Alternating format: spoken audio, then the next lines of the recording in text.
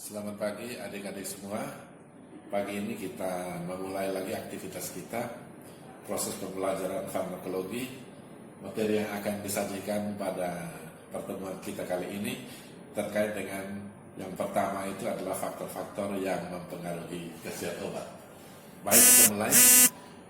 Efek farmakologis dari obat yang tertulis secara teoritis adalah efek yang terjadi bila obat diberikan kepada orang laki-laki dewasa berumur 16, 18, sampai 65 tahun dengan berat badan rata-rata 70 kg.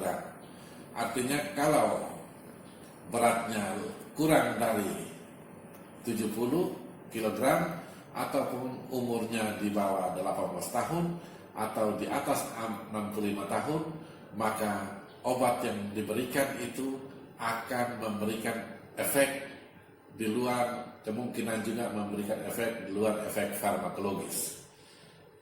Bila obat diberikan kepada kelompok pasien, ras, etnis, jenis kelamin, usia, dan berat badan yang berbeda, kemungkinan dapat terjadi perbedaan efek obat. Secara umum perbedaan efek obat itu terjadi atas dua faktor. Ada yang menyebut dengan faktor intrinsik dan ekstrinsik, namun ada juga dalam literatur lain disebutkan faktor obat dan faktor pasien. Pada kesempatan ini kita menggunakan faktor obat dan faktor pasien. Mari kita lihat yang pertama adalah faktor obat. Yang berpengaruh terhadap efek obat dari faktor obat sendiri adalah dosis, rute pemberian, interaksi obat dengan makanan, dan interaksi obat dengan obat lain. Yang pertama adalah dosis. Dosis adalah jumlah obat yang diberikan kepada pasien pada satu waktu. Misalnya pagi, maka diberikan obat 1 tablet. Itu menyatakan bahwa dosis obat 1 tablet yang diberikan pada pagi itu sekian. Rata-rata misalnya kita pagi dikasih 1 tablet. Ambil contoh misalnya seseorang sedang demam, maka ketika dia demam, maka pada pagi hari diberikan 1 tablet paracetamol dengan dosis 500 mg. Itu menyatakan bahwa dalam pasien diberikan 1 waktu itu dalam dosis 500 mg per tablet. Atau juga meliputi frekuensi pemberian, ukuran, dan jumlah. Frekuensi pemberian misalnya dalam 1 hari diberikan 3 kali, maka 1 hari dia akan minum 3 tablet, pagi 1, siang 1, malam 1. Itu juga menyatakan bahwa dosis sehari itu berapa jumlahnya. Ataupun obat yang diberikan dalam bentuk volume, misalnya sirup, maka kemudian ukuran itu juga menjadi salah satu yang menentukan dosisnya. Dosis adalah penentu utama dari kerja obat serta efeknya, baik efek terapi maupun efek samping. Jika dosis terlalu kecil, frekuensi terlalu lama, maka efek farmakologis yang diinginkan tidak akan tercapai. Kalau dosis terlalu kecil, maka efek terapi tidak akan terjadi. Dosis terlalu besar, maka dapat menimbulkan efek toksik, bahkan juga dapat menimbulkan efek letal atau efek kematian. Faktor yang kedua adalah rute pemberian. Rute pemberian dapat mempengaruhi kerja obat dan responnya, umumnya karena pengaruh terhadap absorpsi dan distribusi. Rute pemberian intravena akan memberikan efek lebih cepat dibandingkan dengan rute intramuskuler walaupun sama-sama disuntik.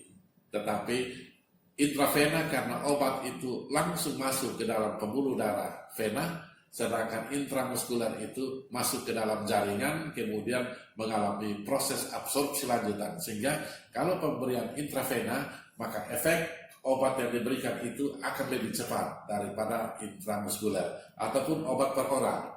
Obat yang diberikan dalam bentuk minuman, maka ketika obat itu masuk ke lambung, dia akan mengalami fase farmasetika. Obat hancur lebih dahulu. Ketika hancur, dia larut, baru kemudian diserap, dia mengalami lagi fase first pass effect atau efek lintas pertama, biotransformasi, baru kemudian dia memberikan efek terapi. Dan itu membutuhkan waktu yang lebih lama. Atau dengan kata lain, bahwa rute pemberian itu juga mempengaruhi cepat atau lambatnya tercapai efek terapi, ataupun rute pemberian ini juga mempengaruhi berapa jumlah obat yang akan diberikan. Dosis obat untuk pemberian per orang akan jauh berbeda dengan dosis obat yang pemberiannya itu lewat intravena ataupun intrakapiler. Yang berikutnya adalah interaksi obat dengan obat. Menurut WHO dikatakan bahwa obat itu akan jauh lebih aman pemakaiannya kalau obat itu diminum tidak lebih dari 2 tablet. Kalau minum obat lebih sama dengan 2 tablet, maka kemungkinan untuk interaksi obat itu bisa terjadi. Interaksi obat adalah perubahan efek suatu obat akibat dari pemberian bersama dengan obat-obat yang lain. Interaksi dapat menyebabkan satu itu meningkatnya atau menurunnya efek obat. Jenis interaksi itu terdiri dari interaksi farmakokinetik, interaksi farmakodinamik, dan inkompatibilitas. Contohnya seperti ini, interaksi farmakokinetik itu biar transformasi di dalamnya itu. Fase absorpsi, fase distribusi, fase metabolisme, dan fase ekskresi. Obat ambil contoh seperti kita minum obat antibiotik bersama dengan obat antasid. Obat antasid itu adalah obat MAH. Kalau kita minum obat farmakologi, obat antibiotik dengan obat antasid, ketika obat itu sampai di lambung, maka kemudian akan terjadi interaksi obat antara antasid dengan antibiotik, di mana akan menghambat atau mengurangi penyerapan antibiotik, sehingga antibiotik yang masuk ke dalam darah jumlahnya itu akan lebih sedikit daripada kalau diminum antibiotik sendiri. Dengan sendirinya akan mengurangi efek farmakologi dari obat tersebut. Ataupun juga dengan demikian, maka kalau yang masuk lebih sedikit, maka dengan demikian akan mempengaruhi efek ini interaksi farmakodinamik. Karena jumlahnya sedikit, interaksi dengan reseptor itu akan lebih sedikit, maka kemudian respon farmakoterapinya itu akan lebih sedikit. Ataupun interaksi farmakodinamik lain adalah contohnya, misalnya kita minum obat untuk mengurangi gangguan saluran pernapasan, di mana obat ini berinteraksi dengan reseptor alfa pada jantung dan reseptor alfa pada otot bronkus. Jadi kalau kita minum obat aminopilin itu dosisnya berlebihan, maka akan terjadi interaksi pada reseptor alfa di otot bronkus dan reseptor alfa di otot jantung. Sehingga kalau misalnya dosisnya berlebihan, maka kemudian jantung akan berdebar-debar karena terjadi interaksi juga dengan reseptor reseptor beta yang ada di otot jantung. Atau kita minum dua obat, di mana kita tahu bahwa aminopilin ikatan antara obat dengan protein itu sekian persen. Tetapi kalau kita minum dengan obat B bersamaan, di mana ikatan protein itu jauh lebih tinggi, maka ketika obat masuk di dalam tubuh, maka obat aminopilin itu dalam keadaan bebas itu lebih besar, maka kemudian obat-obat bebas itu akan lari berinteraksi dengan reseptor beta yang ada di jantung, dan ini bisa menimbulkan efek ikutan itu terjadinya percepatan kontraksi pada jantung. Ini yang disebut dengan interaksi farmakodinamik. Ataupun misalnya inkompatibilitas. Inkompatibilitas ini adalah ketidakcampuran obat karena kita meminum 2 jenis obat yang bersamaan. Yang ambil contoh yang paling simpel itu adalah ketika kita minum norit atau karboadsorben dengan antibiotik, sama-sama memberikan efek untuk mengurangi terjadinya peningkatan daripada infeksi mikroba di dalam tubuh. Tetapi sifat kerjanya itu berbeda. Antibiotik itu adalah membunuh bakteri, sedangkan karboadsorben atau norit ini adalah menyerap bakteri ataupun racun yang ada, sehingga demikian dipercepat untuk proses pengeluaran. Kalau kita minum bersamaan, maka terjadi interaksi di sana atau inkompatibilitas. Antibiotik akan diserap oleh norit, sehingga kemudian antibiotik tidak akan memberikan efek terapi. Maka kemudian norit akan mengeluarkan racun bersama dengan antibiotik sehingga kemudian tidak terjadi efek terapi daripada antibiotik yang diminum. Itu adalah contoh yang paling simpel terkait dengan inkompatibilitas. Yang berikutnya, interaksi obat dengan makanan. Banyak obat sebetulnya itu ketika diminum itu proses absorpsinya itu terhambat oleh adanya makanan, terutama obat-obat peroral atau yang diminum dan masuk lambung.